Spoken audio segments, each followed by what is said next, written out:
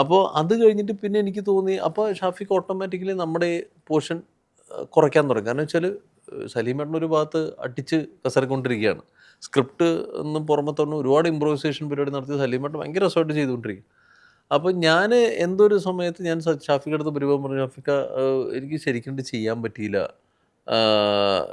എന്തോ പറഞ്ഞു, ഷാഫിക്ക് കുറച്ച് വലിയ വിഷമാണല്ലോ എന്തോ ഞാൻ പറഞ്ഞു. അപ്പോൾ ഷാഫിക്ക് പറഞ്ഞു, റോണി അത് കുറച്ചും കൂടി അത് പ്രതിഭയുള്ള ഒരാളായിരുന്നെങ്കിൽ അത് മനസ്സിലാക്കിയിരുന്നെങ്കിൽ അത് കുറച്ച് നന്നായി ചെയ്യാൻ പറ്റിയേനെ എന്നൊക്കെ പറഞ്ഞു. അപ്പോൾ എനിക്കത് ശരിക്കും പറഞ്ഞാൽ പിടുത്തം കിട്ടിയില്ല. പിന്നെ നമ്മൾ പോകെയാണ് മനസ്സിലായത് ഷാഫിക്ക് പറഞ്ഞതിൻ്റെ പരിപാടി എന്താണെന്നുള്ളതും. പിന്നെ ഡാഡി കൂളൊക്കെ കഴിഞ്ഞപ്പോഴാണ് പിന്നെ ഷാഫിക്ക് നല്ലൊരു വിഷയം ചട്ടമ്പി നാളിൽ തന്നത്. പിന്നെ ഷാഫിക്ക് ബന്ധങ്ങളുണ്ട്. പിന്നെ ഈ പറഞ്ഞ പോലെ തന്നെ ഇപ്പോൾ ഈ 15-ാം തീയതി രാത്രിയാണ് പിന്നെ ഈ വിളി വരുന്നതും. അപ്പോൾ ഷാഫിക്ക് പറഞ്ഞു വെച്ചിട്ട് എനിക്ക് തോന്നിയൊരു കാര്യമാണ്, എനിക്ക് തോന്നിയ ഡോക്ടർ എന്നുള്ള രീതിയിൽ ഷാഫിക്ക പറഞ്ഞതിൽ നിന്ന് അത്ര പന്തിയല്ല എന്ന് എനിക്ക് തോന്നുമെങ്കിൽ ഞാൻ പറഞ്ഞു മേടിച്ചിട്ട് ഷാഫിക്ക അത് എന്തൊക്കെയോ വേറെ പല തോതിലും. ഇപ്പം നമ്മൾ മാധ്യമപ്രവർത്തകരെ താഴ്ത്തി പറയല്ല, ഞാൻ ഒരാളെ പേരും പറയുന്നില്ല. പക്ഷെ എൻ്റെ അടുത്തൊരു മാധ്യമ പ്രവർത്തകൻ അല്ലെങ്കിൽ പ്രവർത്തകനെ വിളിച്ചു, റോണി ഇങ്ങനെ ഭയങ്കര ഇമോഷണലായിട്ട് എഴുതിയിട്ടുണ്ടല്ലോ. ഞാൻ പറഞ്ഞത് ഇങ്ങനെ ഒരു പരിപാടി മൂപ്പര് വിളിച്ചപ്പോൾ ഞാൻ പറയുന്നു, ഷാഫിക്ക് അത് ഈ RCT ചെയ്തതിൻ്റെ ഇഷ്യൂ ആണോ എന്ന് ഷാഫിക്ക് ചോദിച്ചപ്പോൾ ഞാൻ പറഞ്ഞു, ഷാഫിക്ക റൂട്ട് കനാൽ ട്രീറ്റ്മെൻറ്റ് ചെയ്തതിൻ്റെ ആണെന്നുണ്ടെങ്കിൽ നമുക്ക് ഇത്രയും ഈ ഭാഗം മരവിച്ച് പോകുന്ന അല്ലെങ്കിൽ പുരുകത്തിൻ്റെ ഭാഗം മരവിച്ച് പോകുന്ന പോലെ നമുക്ക് തോന്നില്ല. അത് വേറെ എന്തെങ്കിലും ആയിരിക്കും. ഷാഫിക്ക വെച്ചുകൊണ്ടിരിക്കേണ്ട. അല്ല റോണി, ഞാൻ ഇപ്പോൾ കോഴ്സ് എടുക്കാൻ തുടങ്ങി ആൻറ്റിബയോട്ടിക്കിൻ്റെ. ഞാൻ പറഞ്ഞു, ഷാഫിക്ക അത് കോഴ്സ് എടുത്തോട്ടെ. പക്ഷെ ഞാൻ പറഞ്ഞു ഇപ്പോൾ 3-4 കോഴ്സായി, 3-4 തവണ എടുത്തു കഴിഞ്ഞു. അപ്പോൾ ഇപ്പോൾ കൂടി നോക്കി എൻ്റെ കൂടെ തന്നെ ഒരു പെയിൻ കില്ലർ എന്തെങ്കിലും എൻ്റെ കൂടെ ഉള്ളത് കഴിക്കുക. ഒരു 3/4 മണിക്കൂർ നോക്കിയിട്ട് കുറവില്ലാന്നുണ്ടെങ്കിൽ ഒന്നും നോക്കണ്ട, ഇമ്മീഡിയറ്റ് അഡ്മിറ്റ് ആയിക്കൊള്ളാൻ പറഞ്ഞു. പിന്നെ അടുത്ത ദിവസം ഞാൻ ഷാഫിക്കയുടെ നമ്പറിൽ വിളിക്കുന്നപ്പോൾ എടുക്കുന്നില്ല. അപ്പോൾ എനിക്ക് തോന്നുന്നു വൈഫിൻ്റെ കയ്യിലാണ്. അപ്പോൾ ഞാൻ പിന്നെ ഉദയേട്ടനെ വിളിച്ചു. ഉദയേട്ടൻ അങ്ങനെ വിളിച്ചിട്ട് കിട്ടുന്നില്ല എന്ന്. ഇല്ല റോണി അഡ്മിറ്റ് ആയിട്ടുണ്ട്, അതിൻ്റെ കാര്യങ്ങൾ നോക്കുന്നുണ്ട്. അപ്പോൾ ഞാൻ വിളിച്ചു, ഓക്കെ സന്തോഷം. 19-ാം തീയതി വൈറൽ ഫീവറായിട്ട് ഞാൻ അഡ്മിറ്റായി. അപ്പോഴാണ് എൻ്റെ അമ്മ വിളിച്ച് ഇങ്ങനെ പറയണത്, ഇങ്ങനെ റോണി ഇങ്ങനെ കുറച്ച് പ്രശ്നം തോന്നും, ഷാഫിയുടെ കേസ് ഇങ്ങനെ ഇഷ്യൂ ആണെന്ന് പറഞ്ഞാൽ എൻ്റെ അമ്മ പറയാൻ എൻ്റെ അടുത്ത്. അപ്പം പിന്നെ നമ്മൾ അവിടെ നിന്ന് വരുമ്പോഴേക്കും എല്ലാം പരിപാടികൾ ഞാൻ പറഞ്ഞത് അതിൻ്റെ ഒരു അന്തിമത്തിലെത്തി. ഇപ്പോൾ എൻ്റെ അടുത്ത് പുള്ളിയുടെ തന്നെ ഒരു ബന്ധു പറയണത് RCT എന്ന് റോണി പറഞ്ഞ സാധനം പലരും വായിച്ചത് RCC എന്നാണ്. അപ്പോൾ RCT എന്ന് വെച്ചാൽ റൂട്ട് കനാൽ ട്രീറ്റ്മെൻറ്റ് എന്നുള്ളത് പോലും നേരെ RCCയിലോട്ട് കണക്ട് ചെയ്യുന്ന ക്യാൻസർ ഇതിലോട്ട്. അപ്പം അതിൻ്റെയൊക്കെ ഇത് മാറുകയാണ്. അപ്പോൾ എൻ്റെ അടുത്ത് പറയായിരുന്നു അത് എഴുതണ്ടായിരുന്നു. ഞാൻ പൊതുവെ ഇപ്പോൾ നമ്മളിപ്പോൾ MT സാറിൻ്റെ ആയിക്കോട്ടെ, ജയേന്ദ്ര മാഷിൻ്റെ ആയിക്കോട്ടെ, ഇതിങ്ങനെ കാണുമ്പോഴേ നമുക്കിപ്പോൾ ഇത് എഴുതാൻ തോന്നാറില്ല. കാരണം വെച്ച് കഴിഞ്ഞാൽ ഇങ്ങനെപ്പോൾ പല എന്താണ് നമ്മളിപ്പോൾ എഴുതുക, ഇവരെക്കുറിച്ചൊക്കെ എന്താ എഴുതുക, ഇങ്ങനെ ഒരു തലമുറ ഇങ്ങനെ പടിയിറങ്ങി ഇങ്ങനെ ഒരു ഭാഗത്തു കൂടെ ഇങ്ങനെ പോവാണല്ലോ കുറേ പേര്. ഈ മിസ്സിങ് വാക്കുകളിലേക്ക് ആക്കാനും പറ്റണ്ട. അത് നമ്മൾ പറ്റില്ല. എന്താ എഴുതി തീർക്കുക? ഇപ്പം നമ്മൾ മനോരമയിലൊക്കെ നോക്കുകയെന്നുണ്ടെങ്കിൽ എത്ര മഹാന്മാരായ ആൾക്കാരാണ് MT സാറിനെ കുറിച്ച് എഴുതി ഇങ്ങനെ കുറേ കാര്യങ്ങൾ. ഇപ്പോൾ അമൃതംഗമേ തുടങ്ങി ഇങ്ങനെ കുറേ കിടക്കുകയാണല്ലോ. നമ്മുടെ മനസ്സിൽ ഇമ്പ്രൻ്റ് ആയിട്ടുള്ള കുറേ സിനിമകളുണ്ടല്ലോ. ഓളവും തീരും, അങ്ങനെ കുറേ പടങ്ങളുണ്ടല്ലോ. അപ്പോൾ അത് കാരണം എഴുതിയത് പോലും ഇപ്പോൾ പിന്നെ ആരെടുത്തും സംസാരിക്കാൻ പേടി. ഇപ്പോൾ വിഷുവിൻ്റെ അടുത്താണെങ്കിൽ പോലും നമ്മൾ വരുന്നതിനൊക്കെ മുമ്പ് ചില കാര്യങ്ങൾ ചോദിക്കേണ്ട അവസ്ഥ. അങ്ങോട്ടും ഇങ്ങോട്ടും ഇപ്പോൾ ഒരു കോഡ് ഓഫ് എത്തിക്സ് എന്നുള്ള സാധനമില്ല. എങ്ങനെയും വാർത്തയാക്കുക, ഏതിനും വാർത്ത. നമ്മൾ എന്തിനാ ചേട്ടാ കുരിഞ്ഞ നട്ടലിന് പ്രശ്നമാണോ, നിവർന്ന് ചേട്ടൻ തട്ട ഒരു പരിധിക്കുള്ള നിവർന്നേ, ചേട്ടൻ ഗ്യാസിൻ്റെ ഇഷ്യൂ ആണോ, ശ്വാസം മുട്ടല്ലോ, അങ്ങനെ കാര്യം നടക്കില്ല. പക്ഷെ നമ്മളങ്ങനെ അധികം അഡ്മയർ ചെയ്യാതെ പോയ ഷാഫി സാറിൻ്റെ ഒരു ക്വാളിറ്റി ആയിരുന്നു അദ്ദേഹത്തിൻ്റെ ഹിറ്റ് മേക്കിംഗ് ഒരു റേഷ്യോ എന്ന് പറയുന്നത്. എല്ലാ സിനിമകളും ഒരുവിധപ്പെട്ട വിജയങ്ങളാണ്. പരാജയപ്പെട്ട സിനിമകൾക്ക് പോയി വലിയ റിപ്പീറ്റ് വാച്ച് വാല്യൂ ഉണ്ട് അത് ടെലികാസ്റ്റ് ചെയ്യുന്ന സമയത്ത്. എത്രമാത്രം ക്രിയേറ്റീവ് ആയിരുന്നു അദ്ദേഹം, എത്രമാത്രം അങ്ങനത്തെ കോൺവെർസേഷൻസ്. ഷാഫിക്ക് എൻ്റെ അടുത്ത് വളരെ നമ്മൾ ഒരു ശിഷ്യനെ പോലെ നമ്മുടെ അടുത്ത് പറഞ്ഞു എന്നുള്ളൊരു കാര്യം എന്ന് വെച്ചാൽ എനിക്ക് തോന്നുന്നത് സിദ്ദിഖൊക്കെ അപ്പോൾ പറഞ്ഞു കൊടുത്തിട്ടുള്ള, പിന്നെ ഞാൻ പറയാൻ മറന്നവരാണ് സിദ്ദിഖൊക്ക. ഒരു മനുഷ്യനെ പോലും ഞാൻ ഇപ്പോൾ ബോഡി ഗാർഡ് എന്നുള്ള പടത്തിൽ മാത്രം സിദ്ദിഖോടൊപ്പം ഞാൻ വർക്ക് ചെയ്യാൻ പറ്റില്ല.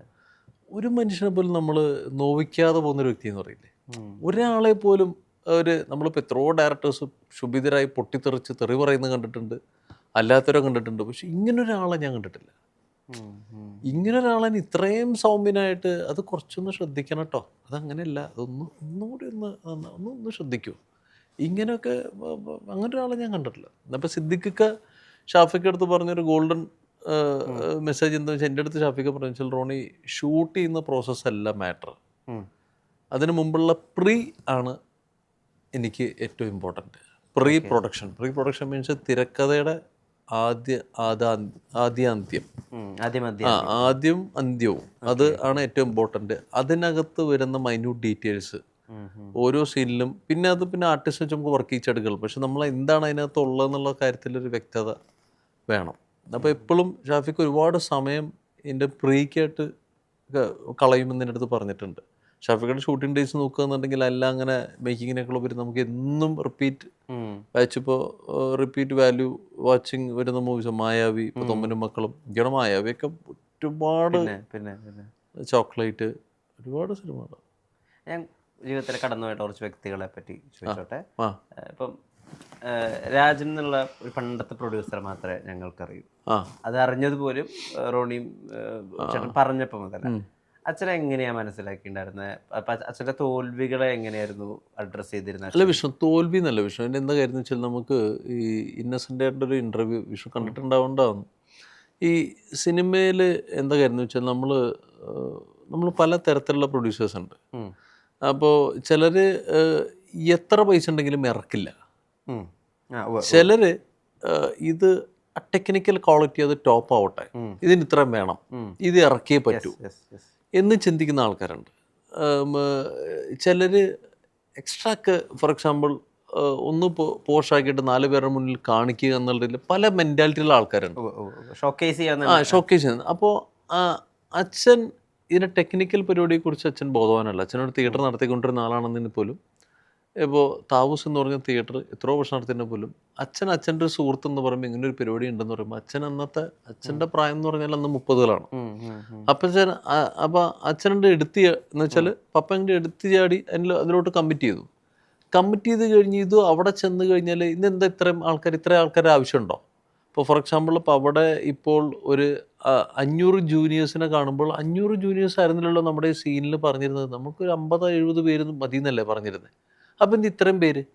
അപ്പോൾ അവിടെ എന്തെങ്കിലും തോതിൽ ഒരു വെട്ടീര് നടക്കുന്നുണ്ടെങ്കിൽ അത് മനസ്സിലാക്കാൻ വേണ്ടി അച്ഛൻ സെറ്റിൽ പോകണം. അപ്പോൾ മൂപ്പര് അങ്ങനെ സെറ്റിലൊന്നും പോകാതെ ഭയങ്കര അന്തർമുഖനായ ഒരു വ്യക്തിയാണ്.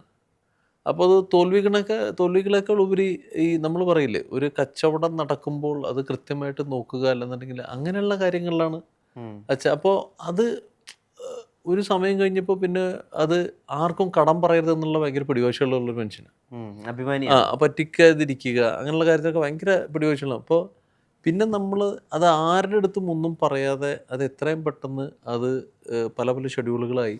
അപ്പം അന്ന് നമുക്ക് അതിന് സൈമിൾട്ടേനിയസ് തന്നെ മൃഗയെ ചെയ്തു, വടക്കൻ വീരഗാഥ ചെയ്തു.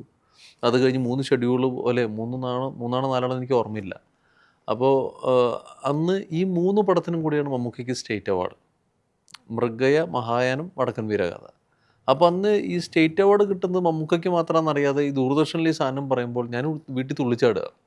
അപ്പോൾ എൻ്റെ അമ്മ എൻ്റെ അടുത്ത് പറയണ്ടേടാ അത് മമ്മൂട്ടിക്കാണ്. ഞാൻ പറഞ്ഞത് അത് നമുക്കല്ല, അത് നമുക്കെന്ന് 7 വയസ്സ് 7.5 വയസ്സ് നമുക്കെന്ത് ബോധമല്ലേ, 7.5 അല്ലെങ്കിൽ 8 വയസ്സുണ്ട്. അപ്പോൾ ഞാൻ പറഞ്ഞു അല്ല സിനിമയുടെ പേര് പറഞ്ഞല്ലോ ന്യൂസിൽ, അന്ന് ഈ ദൂരദർശൻ മാത്രമല്ലേ ഉള്ളൂ. അപ്പോൾ അത് കഴിഞ്ഞിട്ട് പിന്നെയാണ് നമുക്ക് മനസ്സിലായത് ഓക്കെ ഇത് മമ്മൂക്കയ്ക്ക് കിട്ടിയ പരിപാടിയാണ്. അതിന് അന്ന് നാഷണൽ അവാർഡാണ്, അതിൽ നാഷണൽ അവാർഡ് മാത്രമാണ് വടക്കൻ വീരഗാഥയ്ക്ക്. അപ്പോൾ എന്താ പ്രശ്നം എന്ന് വെച്ചാൽ ഈ നമ്മൾ വിചാരിച്ചതിനേക്കാൾ ബഡ്ജറ്റ് മുകളിൽ പോകുമ്പോൾ അന്നത്തെ കാലഘട്ടത്തിൽ ഒരു 10 ലക്ഷം എന്ന് പറഞ്ഞാൽ ഇന്നത്തെ ഏകദേശം ഒരു 80 ലക്ഷത്തിൻ്റെ ഒക്കെ ഒരു വാല്യൂ ആണ് 10 ലക്ഷത്തിന്, അല്ലെങ്കിൽ 1 കോടിയുടെ വാല്യൂ ഉണ്ടാവും. അപ്പോൾ അത് പെട്ടെന്ന് നമ്മൾ വിചാരിച്ചതിനേക്കാൾ അങ്ങോട്ട് എക്സസ് ആയിട്ടൊരു 10-20 രൂപ പോകുമെന്ന് പറയുമ്പോൾ അന്നൊരു നല്ലൊരു വീട് പറയണമെന്നുണ്ടെങ്കിൽ ഏകദേശം ഒരു 6-7 ലക്ഷം രൂപ മതി. അപ്പോൾ അച്ഛൻ പിന്നെ നോക്കണമെന്ന് വെച്ചാൽ ഇത് എങ്ങനെ ഇത് പരിപാടി ആർക്കും ഒരു ബാധ്യതയും വരുത്തരുത്, അത് ഡിസ്പോസ് ചെയ്യാം. അപ്പോൾ എന്താ ചെയ്യേണ്ടത്? പണിതുകൊണ്ടിരുന്ന വീട് അങ്ങോട്ട് ടപ്പെന്ന് പറഞ്ഞത് വിൽക്കുക, അതിന് പൈസ എടുത്ത് ഇപ്പുറത്താക്കുക. പിന്നെ നമ്മളിങ്ങനെ എന്താ പറയുക, ഇങ്ങനെ വീട്ടിൽ നമ്മളന്ന് VCR ഒക്കെയാണ്, VCR, TV, ഫ്രിഡ്ജ്. അപ്പോൾ നമ്മളിങ്ങനെ മറ്റേ ഈ ആഡുകളിലൊക്കെ കാണുമല്ലേ, ഈ TV ഒരു ഭാഗത്ത് ഒരു മറ്റേ ഷോക്കേസ് വരുന്നു, ഇങ്ങനെ നമ്മൾ ചുറ്റുപാടിരിക്കുമ്പോൾ ഇതിന് വരുന്നേരം ഉൾട്ടേ നടക്കണത് ഈ സാധനം. അപ്പോൾ അങ്ങനത്തെ ഒരു അപ്പോൾ ആ പരിപാടിയും കഴിഞ്ഞു. അപ്പം നമ്മുടെ മനസ്സിൽ ഇത് ഉണ്ട്, ഈ സാധനം കിടക്കുന്നുണ്ട്, ഇത് നമ്മൾ ചെറുപ്പത്തിൽ പറയണതൊക്കെ അല്ല ചെറുപ്പത്തിൽ നടന്ന കാര്യങ്ങൾ നമുക്ക് കൃത്യമായിട്ട് നമ്മുടെ മനസ്സിൽ കിടക്കുന്നുണ്ട്. പിന്നെ അന്ന് നമുക്കൊരു ഭയങ്കര കൈത്താങ്ങെന്ന് വെച്ചാൽ അമ്മയുടെ ജോലിയാണ്.